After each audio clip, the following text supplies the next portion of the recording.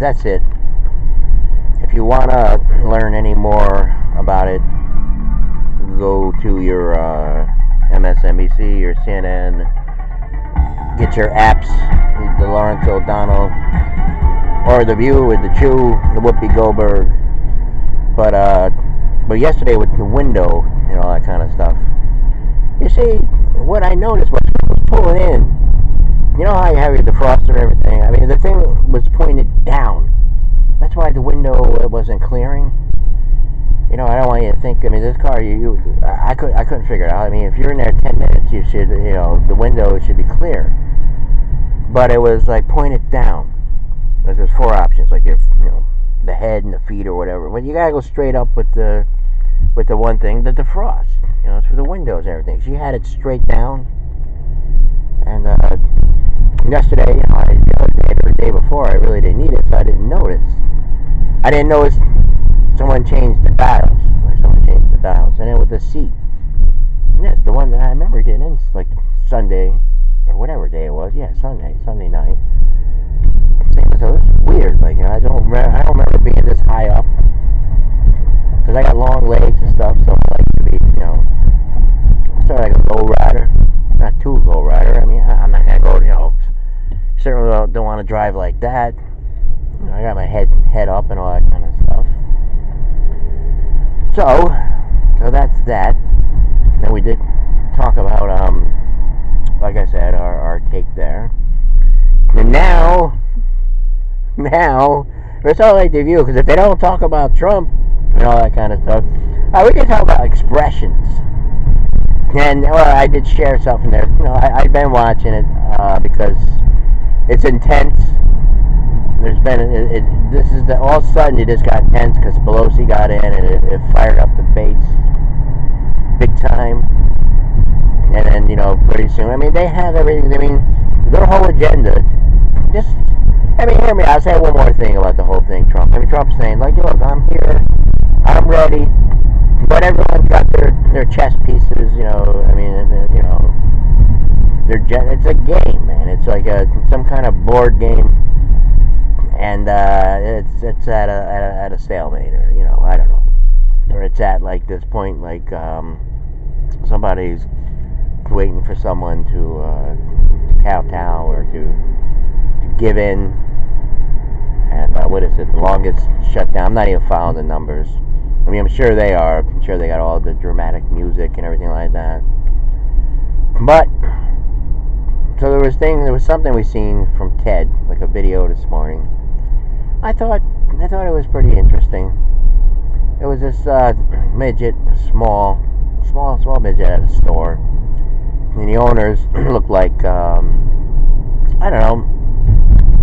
I mean, like around here there are like stores. Like in could be from India or I don't know, somewhere in the Middle East, stuff like that. And by the way, they're nice, very nice people. Nice. I got to know a few, a lot. Matter of fact, they're very. I mean, when they get in here and when they like the community, they're there. They're pleasant. Just like the guy was at the store there. Like I mean. No nonsense, no judging, nothing like this. It's like, they like talking to you. They don't mind, Another place I stopped by, the same thing. Even the mailman, he's very, very nice to me and all that kind of stuff. Super nice. But he's at this store and he's just like, he's at a community. There's a whole crowd gathering around. And he's in there. Everything in the store, he's just throwing at the owner, something like, you got it right. He was just mumbling all these words, like, mumbling. Again, everyone's just laughing, going, oh, you crazy, just throwing everything, going down the aisles, throwing. And then again, nobody's intervening.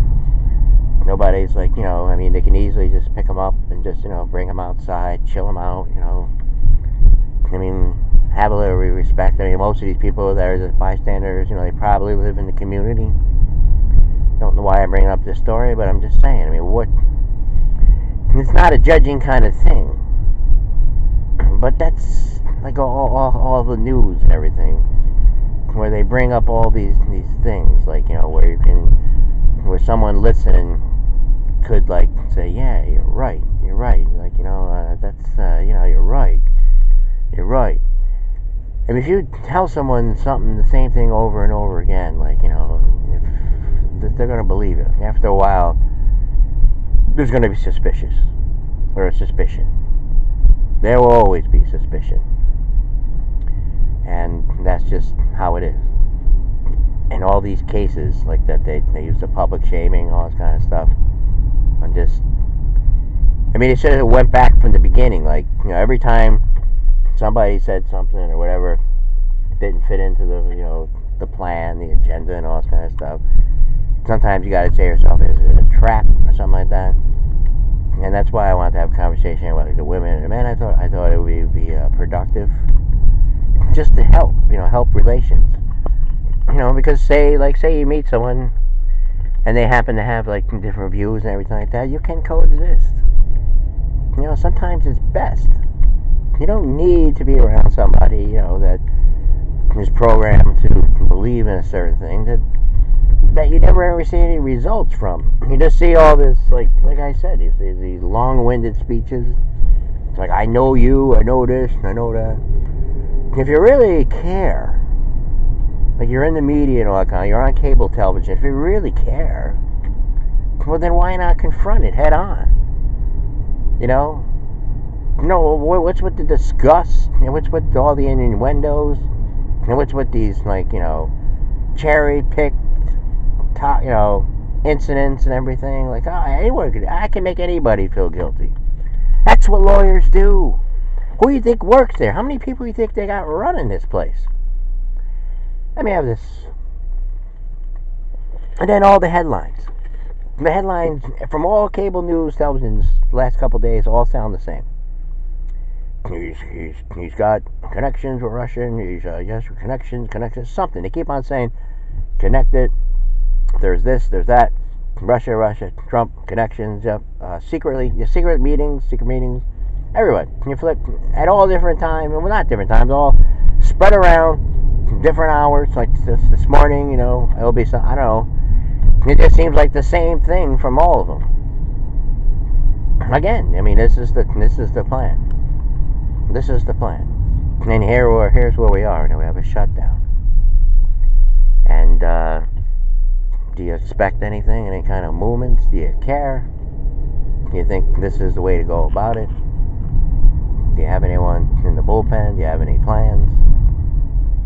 And then you have your late night talk shows, where they just sit there and they just like they relate to you. As I went here, I did this. I put my finger in the toaster. I had it from the night. I did that. Then I went to Aruba and Jamaica and all that. And, then we were at this place, and all that. Hey, you look like you just have Samuel Jackson was on here, right? Yes, me and Keanu Reeves and all that, and yes, Andy McDowell. Weren't you in Groundhog's Day? There's our waste guy, the waste truck. Hi. Above the tower in downtown Los Angeles. Partial shutdown. I think it would have to get to the point, Sabrina, of them actually voting to say that they're going to cut their own pay or not take pay or furlough or whatever you want to do during that situation. That's never going to happen.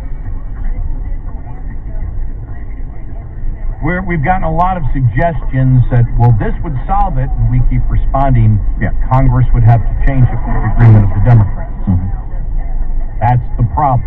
The problem is Congress. Yep. Congress would have to change all of these laws. It's, again, everybody comes up with these ideas, and the other thing is, well, maybe here's how we could raise funds, and it's not about money. No. None of this is about money. Not about money, and they're not going to pass a law so they don't get paid permanently. California's willing to spend tens of billions of dollars on a train to nowhere.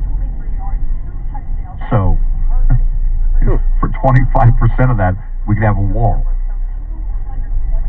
Because some of the estimates say that train to nowhere, that the high-speed rail there in California could be, in other words, the price tag of $98 billion. Oh. Not about money.